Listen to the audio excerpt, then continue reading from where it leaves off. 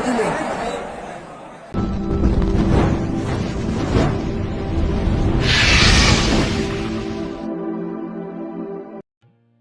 বন্ধুরা, তোমরা সবাই কেমন আছো? আশা করি ভালো আছো।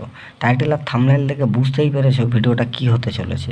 তো বন্ধুরা, আমরা স্বাধীন বাংলাদেশে বাস করেও আমরা কি স্বাধীন?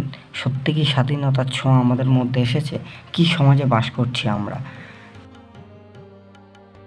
বেঁধে যায়। এ সময় বাইতুল মোকাররমে সৃষ্টি হয় রণক্ষেত্র। কি সমাজে বাস করছি আমরা? কাউকে ভাত খাইয়ে মেরে দেওয়া হচ্ছে, কাউকে বা দড়ি দিয়ে বেঁধে গান শুনিয়ে। সংখ্যালঘুদের ওপরে অত্যাচার হচ্ছে, তাদের সম্মান লুট হচ্ছে, তাদের বিষয় আসার সম্পত্তি লুট হচ্ছে। এটাই কি আমাদের স্বাধীন বাংলাদেশ? এই স্বাধীনতাই তাই কি আমরা চেয়েছিলাম? দেখেন ভাই, দেখেন সন্ত্রাসীদের লইয়া চোর দখল করছে, মসজিদের চোর দখলের টাকা বাহির থেকে লোক নিয়ে এসে যে মসজিদ দখল করে আছে, এটা তো আমরা বুঝতে পারিনি। এক দফা এক দাবি, হাঁচিলা তুই কবে যাবি, এটা আগের স্লোগান ছিল। এবারে স্লোগান কি হওয়া উচিত? এসব কিছু বাদ দিলাম। মসজিদের ভিতরে মারামারি, কারুর হাত, কারুর পা, কারুর মাথা কাটাকাটি, এটাই কি আমাদের স্বাধীনতা? মসজিদের ভিতরে ভাঙচুর চালানো হয়, ভেঙে ফেলা হয় দরজা জানালার গ্লাস। এখানে অনেক মাথা পাঠিয়েছে, অনেকে হাত কাটছে।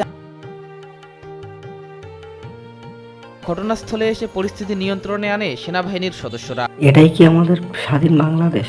আমরা কি এইরকমই স্বাধীনতা চেয়েছিলাম? আমার তো এখন চারিদিকে দেখলে বাংলাদেশকে এইরকমই মনে হয়।